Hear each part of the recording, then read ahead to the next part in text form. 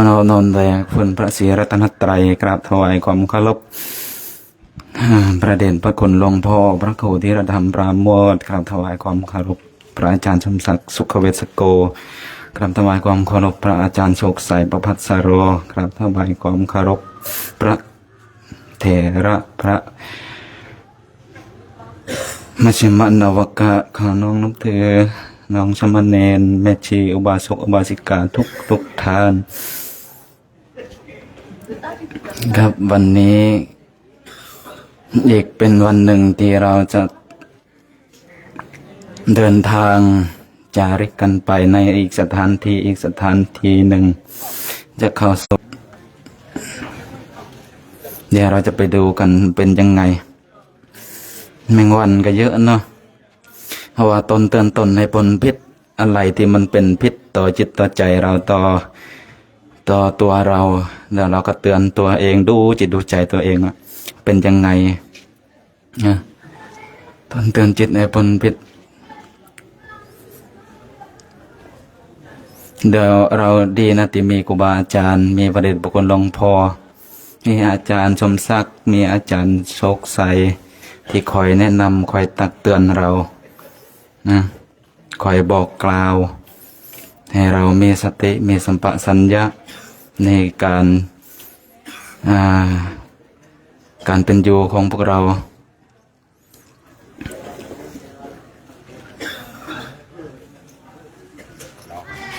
นะจนมาคงจะพร้อมกันแล้วเนาะถ้าพร้อมแล้วเราจะกราบพระไหว้พระนะนั่งคุกเข่าขึ้นครับ เราจะกราบพระกันเมื่อดังพร้อมกันนะกราบ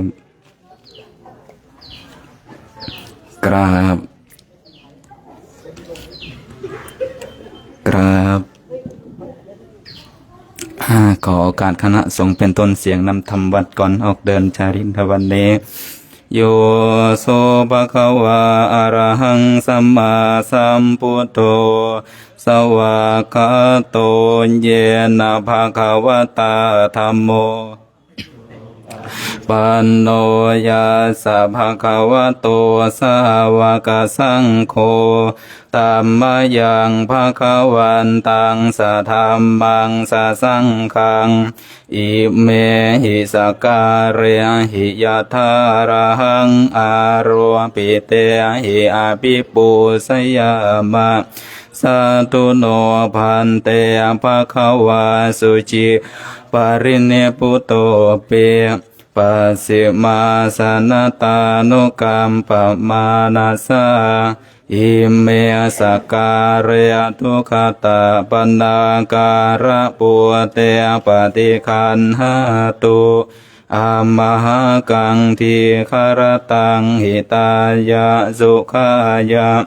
อะระหังสัมมาสัมพุทโธภะคะวาพุทธังภะคะวันตังอภิวาเทมิสวากขาโตภะคะวะตาธัมโมธัมมังนัมมัสสามิสุปฏิปันโนภะคะวะโตสาวกสังโฆสังฆังนามามิหันธรรมยังพุทธัสสะภะคะวะโตปุพพาคณามะการังกะโรมะเสนะโมตัสสะภะคะวะโตอะระหะโตสัมมาสัมพุทธัสสะนะโมตัสสะภะคะวะโตอะระหะโตสัมมาสัมพุทธัสสะนะโมตัสสะภะคะวะโตอะระหะโตสัมมาสัมพุทธัสสะหันธรรมยังพุทธานุสติธัมมานุสติสังฆานุสตินะยังกโรมะเสอิติปิโสภะคะวะอะระหังสัมมาสัมพุทโธวิสาจารณะสัมโนสุขโตโลกวิทูอนุตตรปุริสธรรมสารทิสัทธาเทวมนุสสานังพุทธภะคะวะเต สวากขาโตภะคะวตาธัมโมเทียติโกอากาลิโกหิปัสสิโกโอปัญญิโกปัจจตังเวทิตาโพเวียนโยเฮติสุปฏิปันโนภะคะวะโตสาวกสังโฆสุปฏิปันโนภะคะวะโตสาวกสังยะปฏิปันโนภะคะวะโตสาวกสังโฆสามีจิปฏิปาหุเนยโยปาหุเนยทางกิเนยโยอันสะเลียการณิโยอนุตรังปุญญเขตังโลกัสสติเมตตายะเพียขเวเจโตเวติยาอาเสวิตายาภาวิตายาบาหุเลกตายะยาเนกตายะวัตถุกตายะอนุติตายะปริจิตตาสมุสานังปิญโยโหติอมนุสสาปิญโยโหติเทวตารักขันตินาสะอาคิวาเววาสัทธังวากรรมติตุวาตังเจตังสมาธิยติมุขะโนเวียปัสสิทาติอัตตายะอนุติตายะปริจิตายะสุสมารัฏฐายะอิเมเอกาทัสสานิสังสติปะปะติอิธรรมโวจะภะคะวาอะตมนาเตเปียคูภะคะวะโตภาสิตังอภินันทุนเตมหากรุณิโกนาหิตายาสัพพปานินางบุเรตวาปารมีสัพพะปัตโตสัมโพธิโมตตมังเอเตจาวาเสนาโหนตุเตสะเยสีเสปทาวิโปคาเรอภิเสสัพพุทธานังอาคาปัตโตปะโมทติสุนัขขตังสุมังคลังสุปะตังสุโหติตังสุขโนสุโมโหโตจาสุเยทังปรัมมจาริสุปทาคินังกายกรรมังจากรรมังปะทาคินังปะทาคินังมโนกรรมังปะเนติเตนาปะทาคินานิกาตวานลพันตเทปะทาคิเนสัพ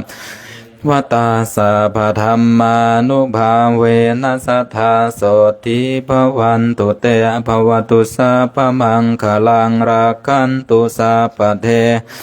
สัพพสังฆานุภาเวนัสทธาโสติภวันตุเตหมดทั้งสิ้นจงเป็นสุขเป็นสุขเถิดอย่าได้มีเวรกันและกันเลยอัปปยาปัสสาโหนตุจงเป็นสุขเป็นสุขเถิดอย่าได้พยาบาทเบียดเบียนซึ่งกันและกันเลยอานิคาโหนตุจงเป็นสุขเป็นสุขเถิดอย่าได้มีความทุกข์กายทุกข์ใจเลยสุขีอัตานังปริหารันตุจงมีแต่ความสุขกายสุขใจรักษาตนให้รอดพ้นจากทุกโทษเวรภัยอันตรายทั้งปวงจงเตือนและกราบพระพร้อมกันอรหังสัมมาสัมพุทโธภะคะวา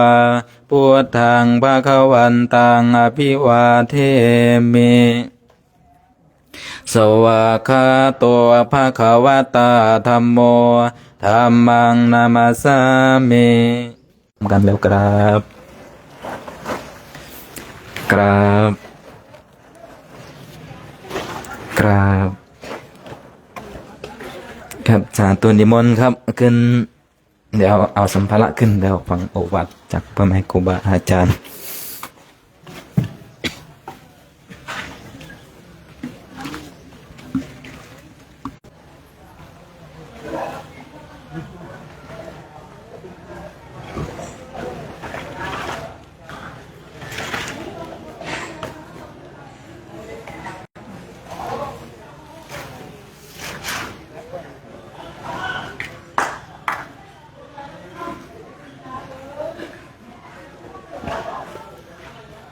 ได้อยู่นะ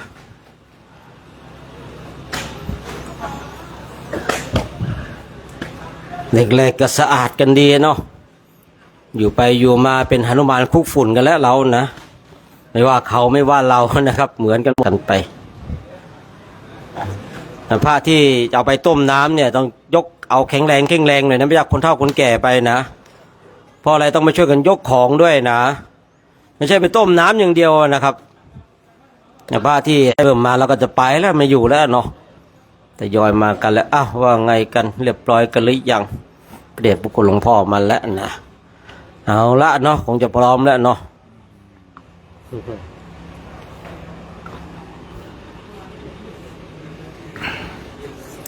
มีเวลาน้อยแต่เรานี่โชคดีที่เรามีเวลาเยอะได้มาฝึกกรรมฐานแบบนี้อย่างน้อย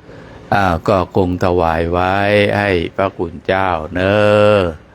ให้เราทุกท่านจงเจริญในธรรมขององค์สมเด็จพระสัมมาสัมพุทธเจ้าด้วยเถิด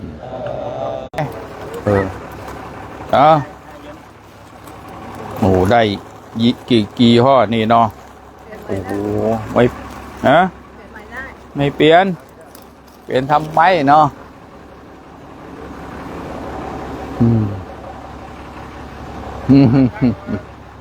สาธุ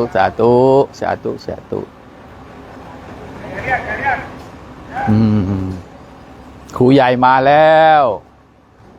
พอแม่ก็ไม่ธรรมดาแล้วเงินเดือนแพงแล้วนะ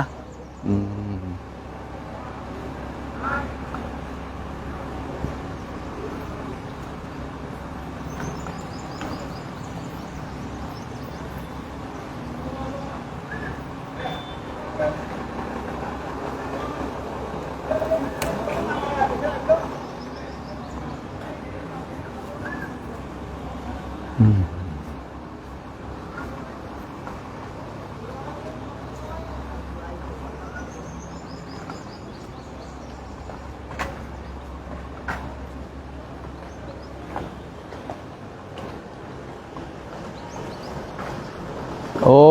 มาทางนี้เองโอ้โห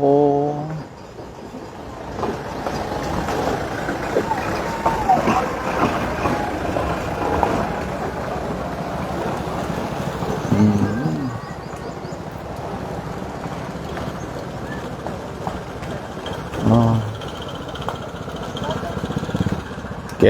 ก็บแล้ว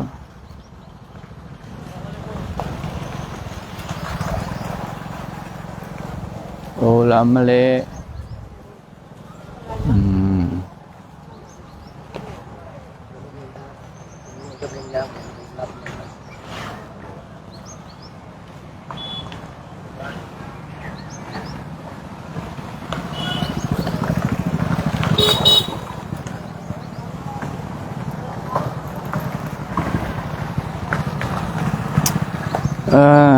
วันนี้ก็จะเข้าสู่เกสริยาเป็นมหาสถูปคือสถูปใหญ่ที่ยังหลงเหลืออยู่ก็นับว่าเป็นสิ่งที่ยากเนาะเป็นสิ่งที่ยากที่เราจะได้ศึกษาเรียนรู้ประวัติโดยตรงว่าเกิดสร้างในยุคไหนเกิดหรือว่ายุคที่สร้างนี้เราอาจจะรู้แต่ว่าเราอาจจะไม่ได้เข้าใจว่าด้วยจิตเจตนาหรือว่าสร้างกันบูชาพระพุทธเจ้าแน่นอนแต่บางท่านก็บอกว่าเป็นการบูชา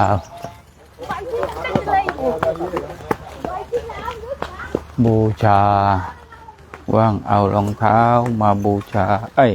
เอาใส่บาตรบ้างเจ้าฤทธิ์ชวีบ้างอะไรบ้างก็เนี่ยเพราะว่า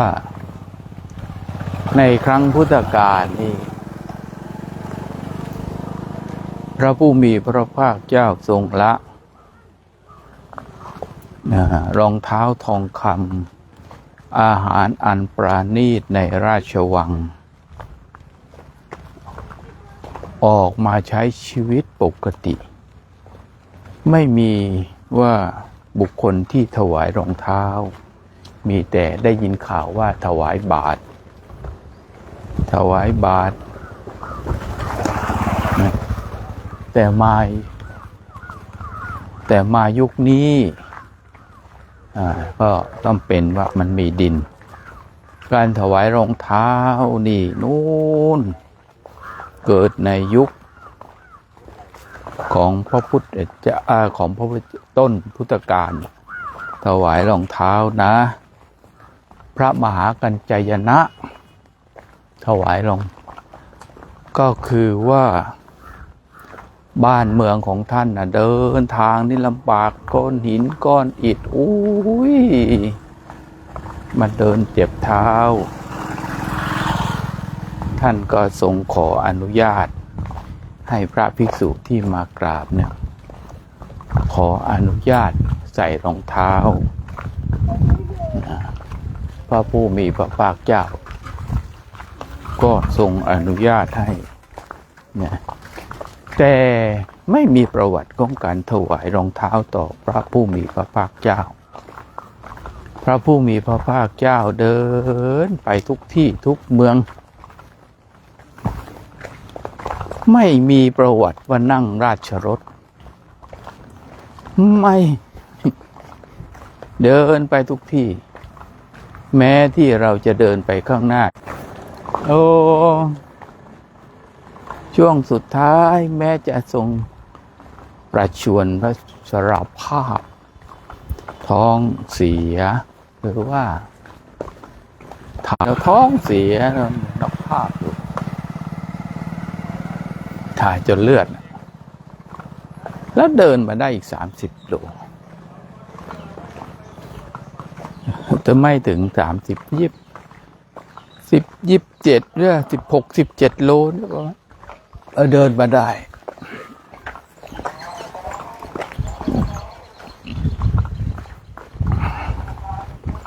โดยที่ร่างกายของพระองค์ไม่ก็เหน็ดเหนื่อยเหมือนกันแต่เดินมาได้จนถึงที่หมายคือที่สถานที่ที่ปรินิพพานพอนึกถึงนี่จะไม่เกิดปีตินะญาติโยมที่อยู่ทางบ้านไม่ใช่ว่า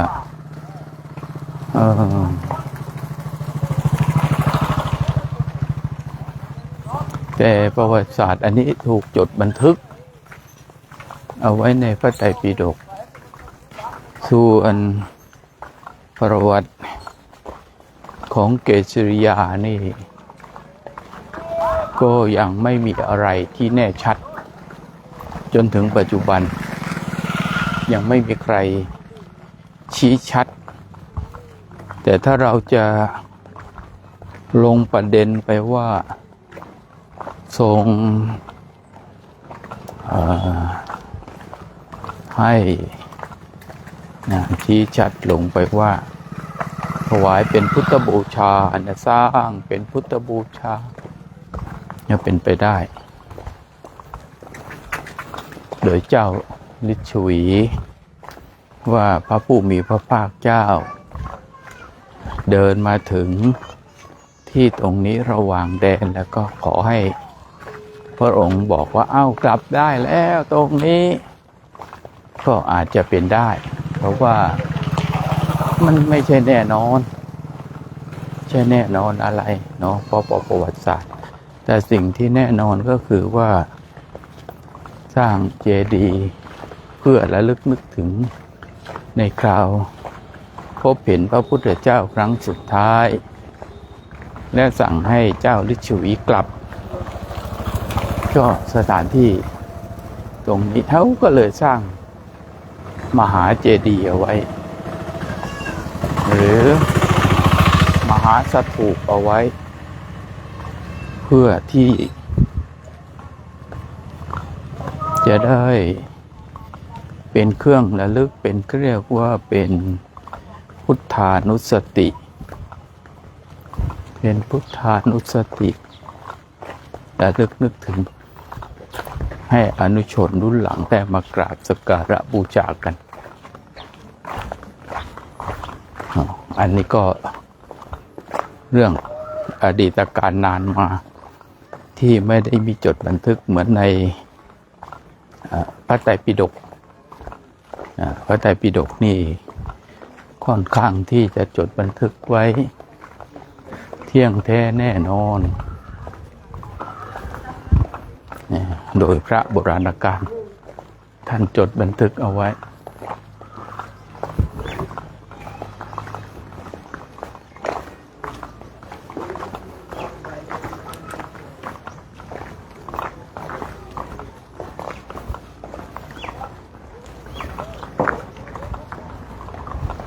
โอ้ตรงนี้งบหมดเนี่ยนะโชคเนาะโอ้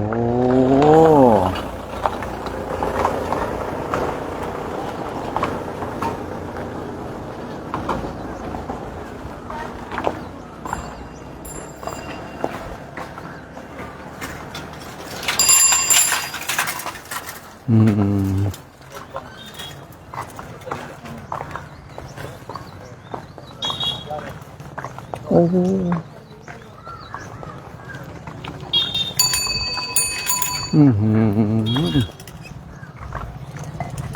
อย่าให้พวกนั้นมาผ่านมาต้นนี้นะแวะเก็บซื้อเขาสิ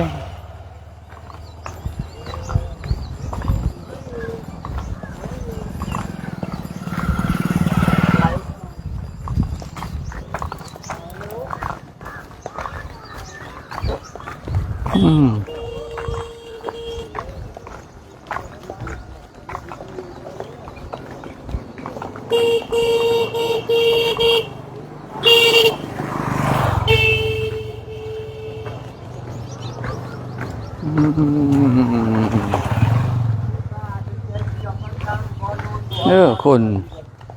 แถบนี้หมู่บ้านนี้ก็หน้าตาที่แปลกเนาะจะ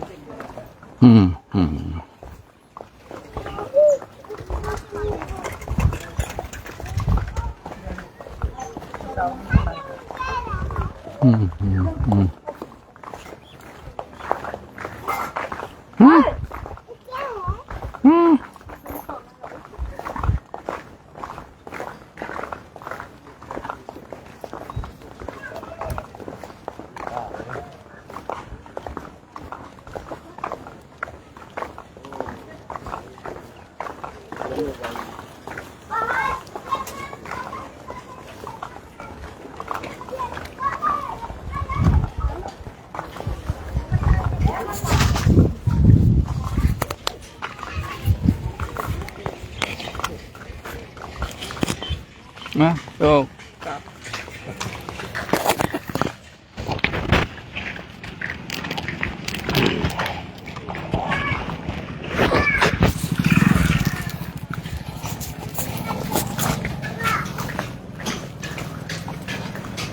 ช่วงนี้ญาติโยมก็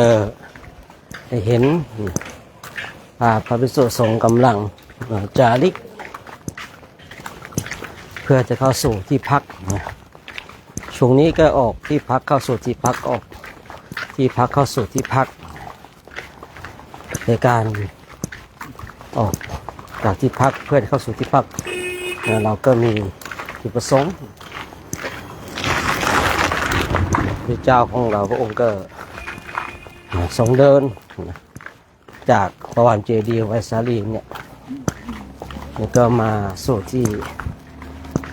เกสริยาแล้วก็เข้าสู่กุสินาราช่วงนั้นถ้าพูดถึงช่วงที่พระองค์ปรงพระยมยุทธสังขารคือพระองค์ก็ไปเดินมาเพื่อปรินิพพานแต่ถ้าว่าจะเดิน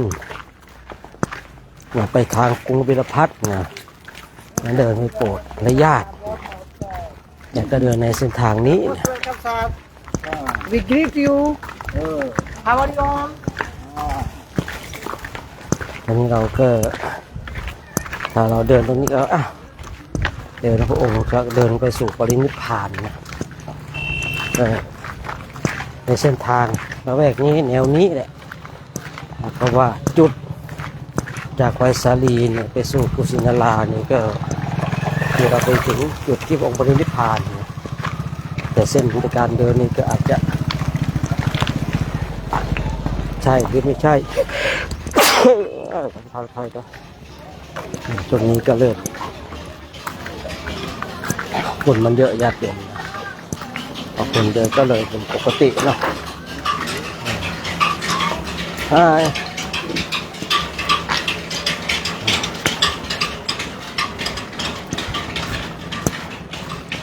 คณะพระสงฆ์ก็ออกนี่ออกเช้านิดหนึ่งนะเพราะว่าเราพักโรงเรียนนี่ก็จะออกเช้านิดนึง